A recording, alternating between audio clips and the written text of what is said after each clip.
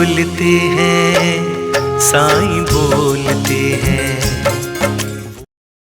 माझ्या प्रिय मुलांनो, वर्षानुवर्ष तुम्ही माझ्या सहवासात घालवलेला वेळ मी तुम्हाला हळूहळू सशक्त केलं आहे. सत्तेबरोबर जबाबदारीसुद्धा येते.